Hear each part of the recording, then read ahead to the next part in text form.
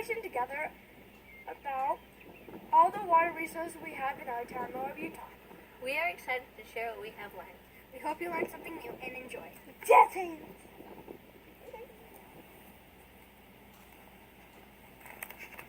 Hello, I'm Josie and this is my partner Mark. Hi. We are here at the LaSalle Mountains, as you can tell. The LaSalle Mountains are a big part of our water resources and our water usage. When it rains and snows on the LaSalle Mountains, the water goes into some small streams and then finds its way into a small town called Moab. While it's in Moab, it goes into some creeks called Mill Creek and Peck. And then it makes its way to Ken's Lake or Ken's Reservoir. Then farmers use it for agriculture, and everybody in town uses it for recreational use. Or I don't know. Here are some fun facts about the LaSalles. The LaSalle Mountains are a great place for trout fishing. Trout can be found in some beautiful lakes in the LaSalle Mountains. Some animals that live in the LaSalles are bears, bobcats, foxes, mountain goats, squirrels, birds, frogs, toads, insects, fish, and many more. The maximum elevation is at Mount Peel, reaching 12,721 feet, or 3,877 meters above sea level. The range contains 3 clusters of peaks, separated by passes. There used to be glaciers that carved the mountains into the shapes they are now. The LaSalle Mountains are a very good place to go hiking. And camping. The LaSalle Mountains have a 1,413,111 acre forest. That is all we have for you. We hope you learned something new about the LaSalle Mountains. We also hope you have a good time at your next destination. Bye!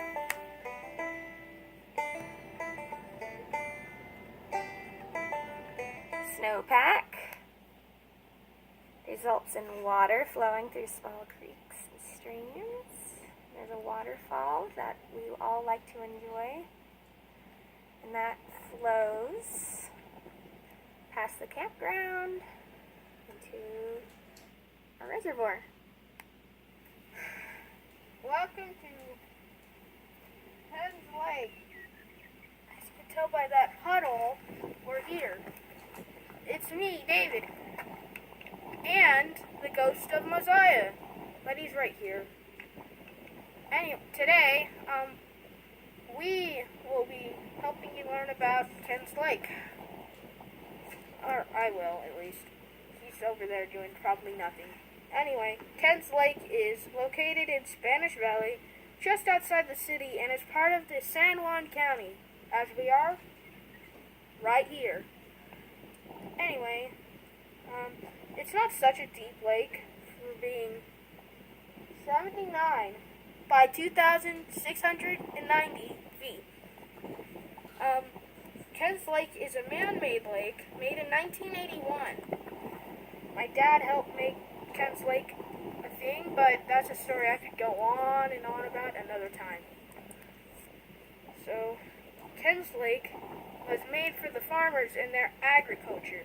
But a lot of tourists, by that I mean Moab, use it for the recreational use, as it is a wonderful spot to fish, swim, and canoe. Over the past year or so, the water in the lake has been reduced to a mere sliver of its original size. Oh boy, I wasn't even here for that, but I'm glad, even though I came from another drought area. So, if you wanted to go swimming over there with your family last year, you would be greeted with a literal puddle. The drought was posing as a problem for farmers way over there. But, lucky for them, there's city water that they could use, so they used it. The city golf course, who is also using that mere sliver of water last year, was also in effect too, because they used that water for the green grass. But now that the lake is back to its original size almost, that's going to be way better for like a lot of stuff. I don't even get the point of why it was made other than those two things. Sometimes I think it's just for tourists. But anyway, last year we were in a drought, but it snowed and rained a lot. So most likely we will not be in a drought this summer. Thanks for listening and have a great day. Remember that with freedom comes responsibility. Adios. How did I get here? Letting the days go by, let the water hold me down. Letting the days go by, water flowing underground. Into the blue again, after the money's gone. Once in a lifetime, water flowing underground. You may ask yourself, how do I work this? You may ask yourself, where is that large automobile? You may tell yourself, this is not my beautiful house. Hello, we're by one of our city's water towers. Yes. The Glen County Group Aquifer is the sole source aquifer for culinary water in Moab and Grand County. It is located above the eastern reaches of the valley in and around the Sandflats area, in the porous Navajo sandstone. The aquifer is recharged from the water running off the LaSalle mountain range. The city collects and pre-treats this already filtered water with chlorine to remove any harmful bacteria. 3 large water tanks can be found around the Moab Valley, each holding 1 million gallons of water. The sole purpose of storing water in tanks is to ensure enough water during a large fire for emergency. The city's water lines carry the water to your home's taps, so when you turn on the faucet, boom, you have water to drink or use. If a water tower is empty, it will take roughly 48 hours, or to be exact, 1.9841269 days to be fully refilled with spring water. Did you know that most of Moab's water pipes are very old, dating 50 or more years? The superintendent of Moab City Water, Levi Jones, said that there are a lot of failed pipes and breakages each year. It causes a lot of lost water for the city with each emergency set-off. This is one of Moab City's biggest water problems, according to Levi. The next biggest problem our community is faced with is water conservation. As a community, we need to use as many water-saving tips as possible, especially with new developments in San Juan's Valley and multi-story hotels being built up and rented out by millions of tourists each year. We hope to see a strong water policy put into place before our aquifer can't yield the demands of future consumption. That's all for now. Bye. Bye-bye.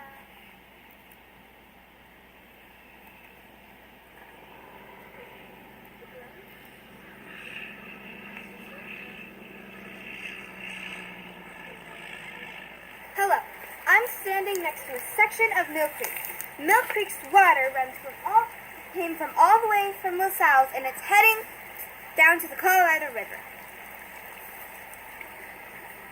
Doesn't it sound nice how the water, how it runs through the town and voice of it?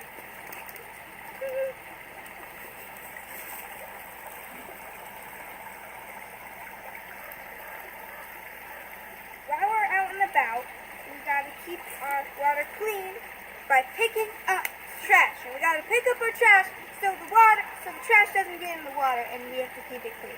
Because that's something we're supposed to do. We should do. See you at the next destination. Goodbye.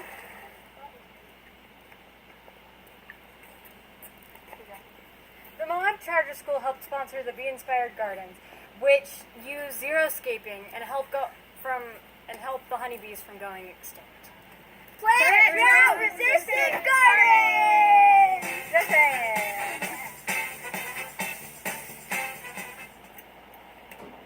You need water to survive. If you don't drink it, you die.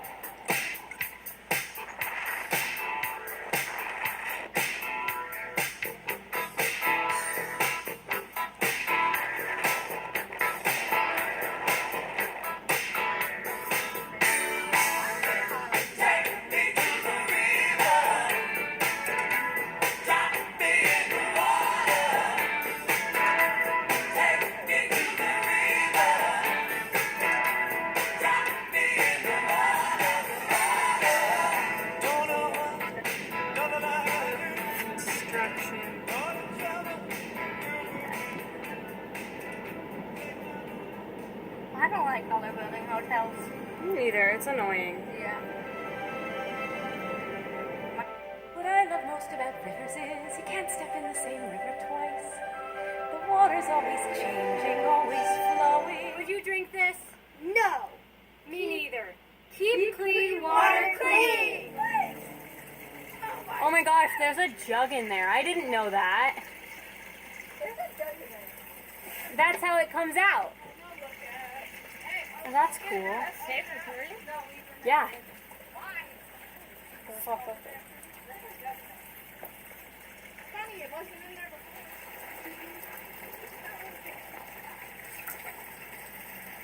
We're at the Matrimony Springs in Moab, Utah.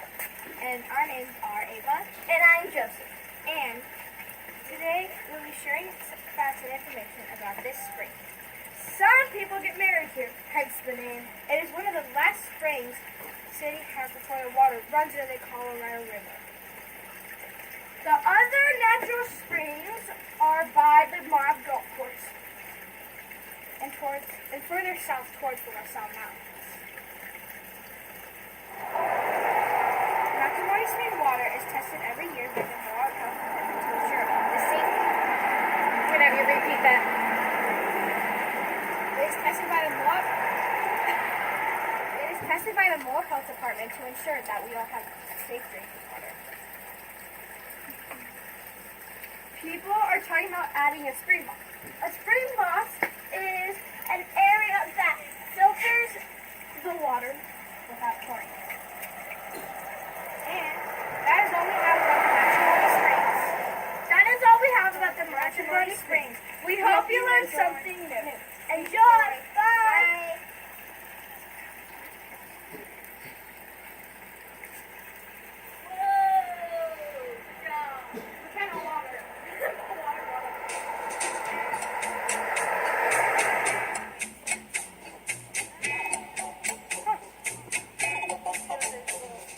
Cold water can quench my thirst. I'm in bed, send me a nurse. Hello, my name is McKenna, And I'm Ambry. and today we're going to be telling you about the Colorado River. The Colorado River is one of our big water sources. Because mostly all of our water, drinking water actually, comes from the South Mountains. We don't want to drink the Colorado River. Also, it was discovered in 1539 by Francisco de Dula. The Colorado River is 1,450 miles long and flows through 7 American states. Some of the American states that they flow through is Colorado, Utah, Arizona, California, and Nevada. From there, it flows through Mexico too. But there's not even a trickle left when it gets to Mexico. That's sad. So you're telling me there's not even a drop left when it's Mexico? All of it is getting used? Yep. Or dried out. The Colorado River can supply more than 25 million people, but it's slowing its flow, so we don't know how long that water will last. The Colorado River has lasted over 8,000 years. The biggest problem is that it's over allocated, and they're giving away too much water that's not in the Colorado River. The government is working on a plan to fix this problem. That's all we have for you today. Hope you enjoy. Bye. Bye. Troublesome waters, much blacker than night, are hiding from We are here at Old City Park, and we have one natural spring, which is over there by that mine shaft. It leads directly into this waterfall that goes down into this pond where Mr. Car Motor lives. a bunch of ducks and geese and fish live. Water from there gets flown into the fluorine station over there, which is where most of the water for a city, our city, all the city water pipes are gravity fed. So this is Old City Park. The spring of the Old City Park is called McConkey. It fills up the pond, and that's what they irrigate the grass with. There's individuals that have secondary rights downstream that when it's not in use. If there are any questions on that, we don't use that for culinary use, but we can. City has rights. Yes, you're right. We good? Okay. Where are you taking us now? This is Old City Park chlorinator. We chlorinate spring 1 and 2. And spring 1 and 2 generate from the golf course area and then collect.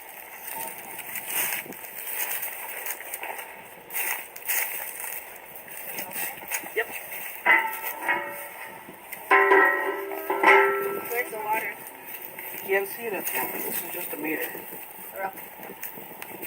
At the moment, there's 400 gallons a minute going through this meter. Is that how you read it? Gallons per minute? Yep. So the dial that's on the 4, The that's 400, and then the meter reading, we lock that in. Can you fold that? Yep.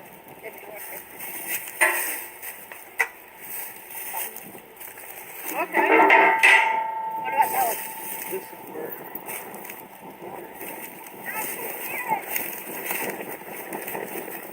Oh, I can hear it.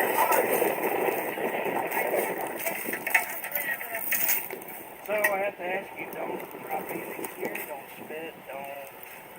This is culinary water. The water you guys. Yes, this is the water we drink.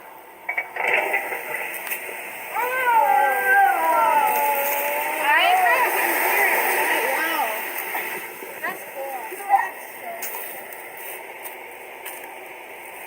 Imagine you got your hand down there.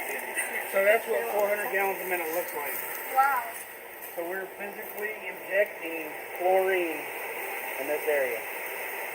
So once it goes from here, it goes in and that's pouring right there?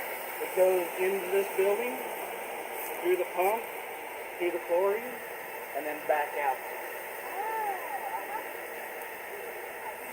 So this water leaving this station goes through the tank above the bowling alley. We call it powerhouse tank. Oh, that thing. Yeah, we were there. What's that in there? Like is that like sand or something? Or is that? Yep, that is all sand from the spring. Oh, wow. So it just collects down there? Yep. How do you guys clean it out? We just suck it out with the vacuum. A high pressure vacuum. That's so cool. What if you go like this water in there? What happens? It's cross contamination. Wait, what happens if you dump something in there? We have to clean it out. Oh, so don't dump it. Nope, don't drop it. Especially a boat. How long does it take to clean all the stuff out of it? It just depends what it is. What if it's like a baby diaper? How long would it take? We would have to turn off the tank. We would have to turn off the tank. We'd have to isolate the tank. No, I thought it was a clean baby diaper. It wouldn't matter. It wouldn't matter. And then we'd have to shut down the entire system this is connected to. We'd isolate it at the tank, and then we had to re-chlorinate and put everything back. Take several tests. Can we go in there? And then put it back on the Just the whole process over again. Yep. So what's in So now, before I enter the building, I have to observe a couple of things. I have to make sure you don't smell any chlorine, or you don't see any gas leaking out the door. The chlorine gas settles on the ground, and so it'll just float on the ground. So you'll see it coming out the bottom of the door. I don't see if there's a anything. leak. It can't smell anything, so we know there's not a leak. You got to be careful opening up the door because you can be overcome with the gas. Chlorine gas is very oxidizing and very hazardous. If you breathe it in, it'll burn your lungs. It'll burn your skin. It can eat the clothes off your body if you come in direct contact with it. Very, very, very hazardous.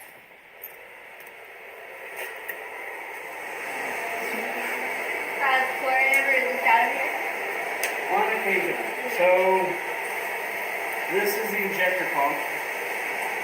The first pipe you see is pulling water out of that. On the front side of the weir. Injecting chlorine through the vacuum injector on the side of the wall.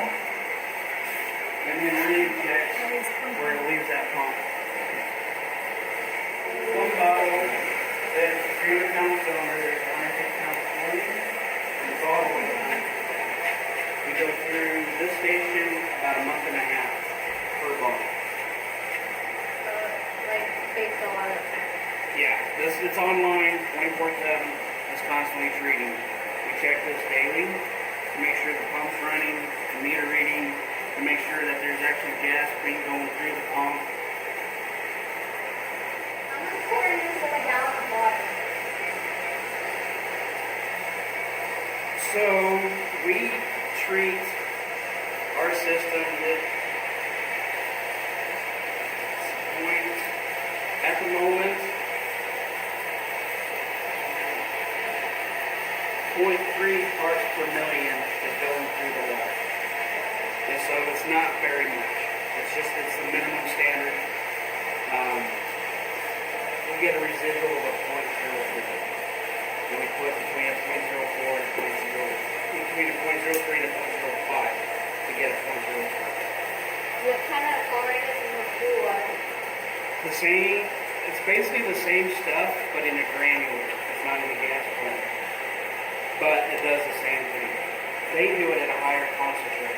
So you smell the pool, you smell that chlorine, that's just heavy chlorination. If you smell chlorine in the drinking water, it's because there's not enough. It doesn't make any sense. If there's not enough chlorine in there, it doesn't attach itself to anything, and so it just evaporates. And that's what gives out the chlorine smell in the water. Stagnant water, that's kind of where you get your chlorine smell. Wait, then why doesn't like the pool chlorine kill your lungs? But if you smell this one, It can after a long period of time. If you swim in the pool too long, it hurts your lungs, it hurts your nose.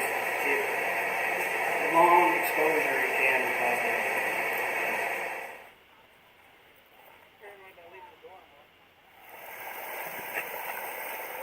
This is Black Creek!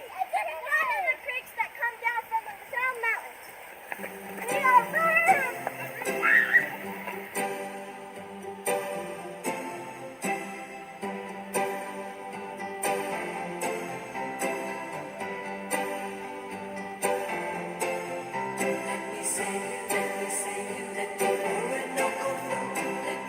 Pack Creek and Mill Creek merge behind right about here, right? MCS in Mexico. Right around this spot, basically. So,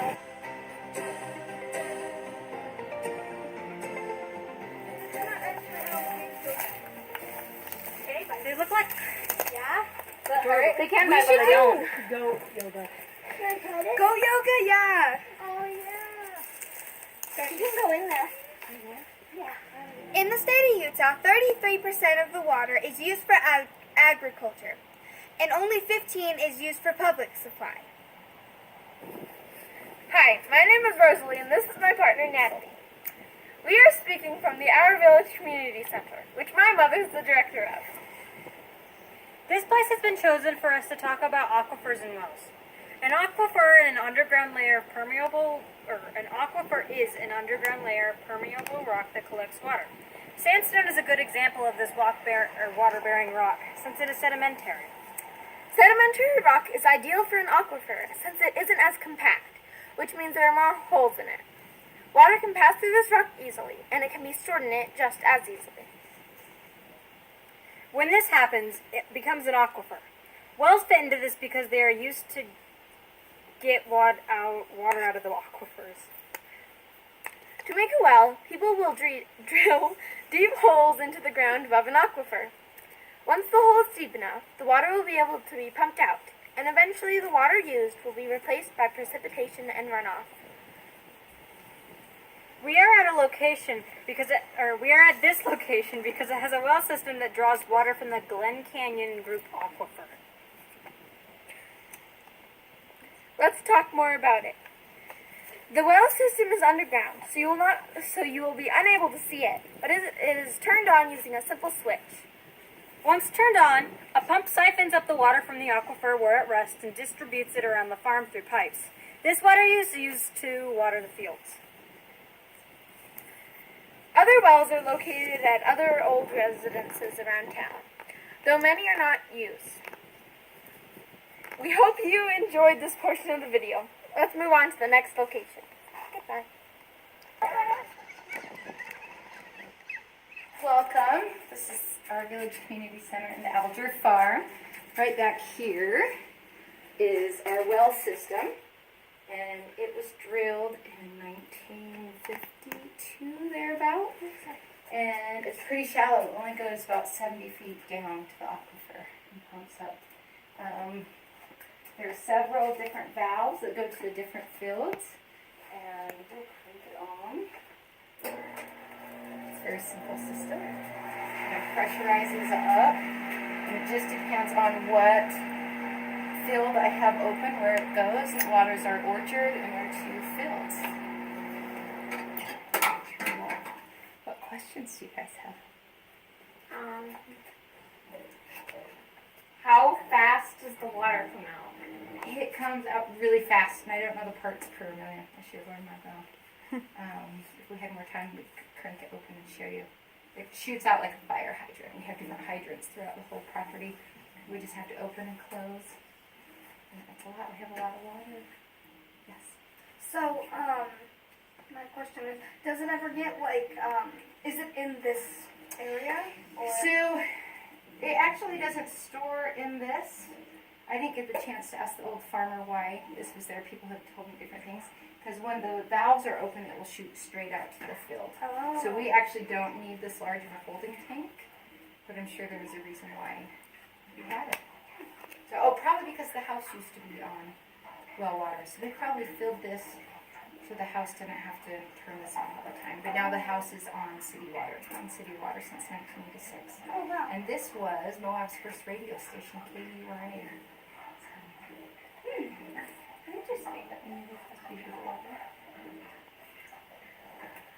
We are here at the Moab, Utah Wastewater Reclamation Facility. The wastewater reclamation facility is where all the water in our city goes after it is used in showers, toilets, sinks, dishwashers, washing machines, and other such objects. It cleans the water of trash, human waste, soap/shampoo and conditioner, and other unnatural materials added by humans. Once it is cleaned to the best of the facility's abilities, the water is distributed to the Colorado River. This is a new facility, and it was only finished in 2019. Our class visited the grand reopening earlier this year. The reason a new facility was put into place was due to the last one not having enough capacity to handle what was coming in when Moab wasn't busy. So, when tourist season came, Moab's wastewater facility was overflowing. The new wastewater reclamation facility was built extremely fast and meets practically all the requirements, even handling more tourists' wastewater. Well, that's all we have. Bye. You! Oh my god, it smells. This is where the water is pumped up into the tanks. Where it's cleaned and filtered, right? Yeah, this That is all the water resources that we have. Okay, we hope this information helped you learn something new. We all had an amazing time filming this video. Sadly, this is the end of our Moab Valley water source video. Sadly, we have to say goodbye. Just like the water, it might come to an end, we must go. I forgot. Just like us. Bye!